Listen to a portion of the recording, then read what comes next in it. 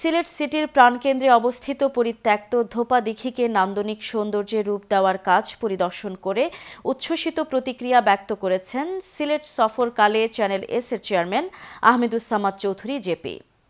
নাগরিকদের জন্য এই রকম নির্মল প্রাকৃতিক পরিবেশময় সৌন্দর্যময় স্পট গড়ে তুললে প্রবাসীরাও আকৃষ্ট হবে বলে মন্তব্য করেন তিনি। সিলেট সিটি মেয়রের আমন্ত্রণে এই প্রকল্পের কাজ পরিদর্শনকালে তিনি এই অভিমত ব্যক্ত করেন। 2018 সালের ফেব্রুয়ারি মাস থেকে সিলেট মহানগরীর ধূপাদিঘির পাড়ে অবস্থিত ধূপাদিঘিতে সৌন্দর্যবর্ধন প্রকল্পের কাজ শুরু করে সিলেট সিটি কর্পোরেশন। এই প্রকল্পের আওতায় দিঘির চারিদিকে ওয়াকওয়ে নির্মাণ করা হবে, থাকবে শিশুদের রাইড, পুকুরে নামার জন্য থাকবে দৃষ্টিনন্দন ঘাট, পুকুরে ঘোরার জন্য থাকবে পেডেল বোট সহ আরও অনেক বিউটিফিকেশন কার্যক্রম। সিলেট সিটির মেয়র আরিফুল হক চৌধুরীর আমন্ত্রণে মঙ্গলবার এই প্রকল্প পরিদর্শন করেন চ্যানেল এস-এর চেয়ারম্যান আহমেদুজ্জামান চৌধুরী জেপি। এ সময় তাকে প্রকল্পের পরিকল্পনা ও অগ্রগতি সম্পর্কে অবহিত করেন মেয়র আরিফ। বিস্তারিত জেনে আহমেদুজ্জামান চৌধুরী জেপি এই ধরনের প্রকল্পকে নগরীর জন্য একটি আদর্শ প্রকল্প হিসেবে অভিহিত করেন।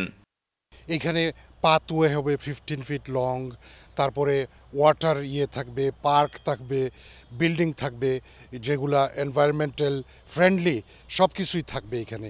সো ওভারঅল আমি আইসি এ রোজি ফিউচার ফর সিলেট। সিলেট সিটির এই প্রকল্প কাজ পরিদর্শন করে অন্যান্য প্রবাসীরাও উচ্ছ্বসিত প্রতিক্রিয়া ব্যক্ত করেন। এটা কিন্তু শুধু সিলেটর যে মানুষ আছেন তারা শুধু উৎসাহিত হইতো না, প্রবাসী যারা আইব, বিদেশ থেকে যারা দেশ বেড়াইতে আইব, এরাও কিন্তু এগুলো দেখতে খুব আনন্দ পাইব এবং বেড়াইতে আইব। আমরা প্রবাসীও চাই অমলা সুন্দর সুন্দর স্পট হোক, জায়গা হোক, আমরা বাচ্চা কাচ্চারা আইয়া দাঁড়াতে বেড়াইতে পারে।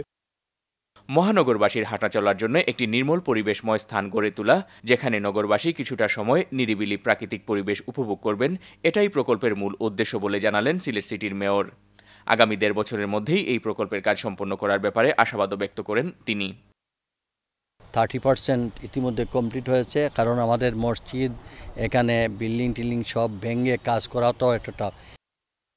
ভারতীয় সরকারের অনুদানে বাস্তবায়িত এই প্রকল্পে মোট ব্যয় হচ্ছে 21 কোটি 85 লক্ষ টাকা। Mainuddin Manju, channel S news, Sylhet.